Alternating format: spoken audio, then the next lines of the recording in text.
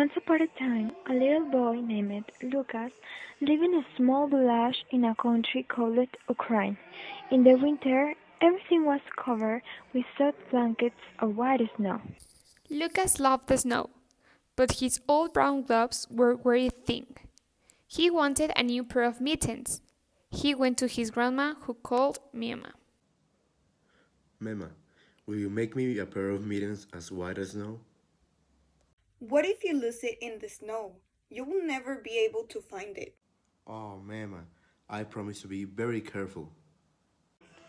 So, Mema set to work making Lucas a soft white pair of snow-white mittens. When she was all done, she called Lucas to her side. Now, Lucas, I want you to have fun playing in the snow, but when you come home, I will check to see that you still have your mittens. Lucas was very happy to have his new mittens. He ran over the hill and through the trees, but soon one of his mittens fell open and the snow was lost.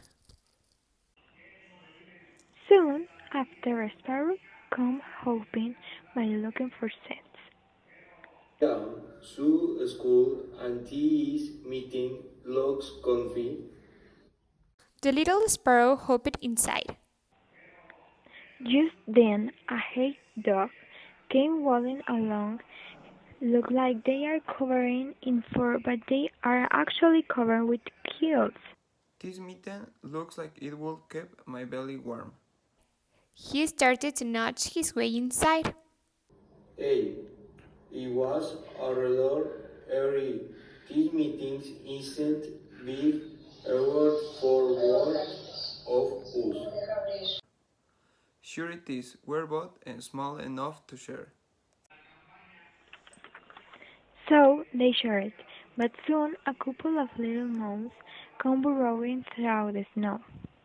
The first mole's snout bumped up against the mitten. The second mole popped out of the snow. Looks like a mitten to me. Well, it certainly smells like one. And with that, they snuggled inside. Next, a big black crow came along. Crows don't usually ask for permission, and this one was not different. He elbowed his way in without even asking. It just so happened that two rabbits were chasing each other when they spied the mitten. Let's take a break and warm up in that meeting. But the crow didn't like that idea one bit. It's so crowded in here. Go and find your old mating. We can fit, you'll see. It will be fun. The crow was very young as the rabbits nest in beside him. A snowy owl circled about the mitten, and all of the animals inside got very quiet. Snowy owls can eat sparrow, hedgehogs, moles, crows, and even rabbits. Everyone was quiet as the golden-eyed owl climbed inside. Along came two badgers arguing. I told you should have asked for directions. We're not lost. I know where we are going. Right, just like the time we went to Good. Look, a mitten. Let's take a nap. We're supposed to be asleep right now anyway.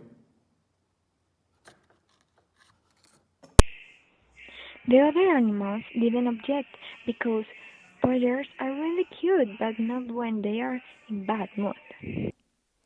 Just then, a raccoon came along. He had actually been spying on the badgers, hoping that they would lead to him food. He obviously hadn't been able to hear this conversation. I might as well stop here for a while and get warm in this meeting. No, there's no more room. Sure there is. So the raccoon climbed inside, but soon along came a fox. I'm eating. Just right palace warm up my tail. Go away! Go away, find your own mitten. It's too small in here. I only stay for a minute. Foxes like to lie. The animals hear a crunching and shouting sound. Smelled something. He sniffed it and snorted his way around the mitten and burrowed his way inside, while all of the animals grumbled. The snow came down even harder. The animals shoveled in together, their breath making steam rise up in the air.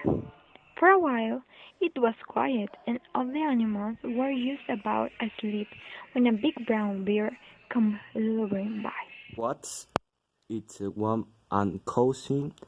Mitten should settle down for me long winter.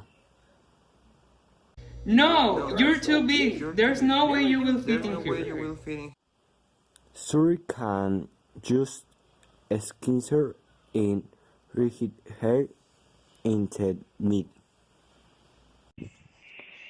Paws were squished, tails were stepped on, ears flapped as the animals grunted and the bear made his way inside.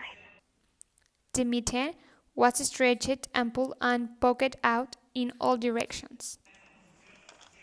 Finally, when everyone was tucked inside, a tiny field mouse scampered along in the tracks that the other animals had made. What have we here? A soft warm mitten. No, there is no more. No sense. I'm just a tiny mouse, no bigger than a speck. The tiny mouse scurried back and forth looking out for an opening. His little whiskers brushed up against the noses of each of the animals until... Achoo! When all the animals nested as one, it sent the mitten soaring into the air, and all the animals ran off the different directions.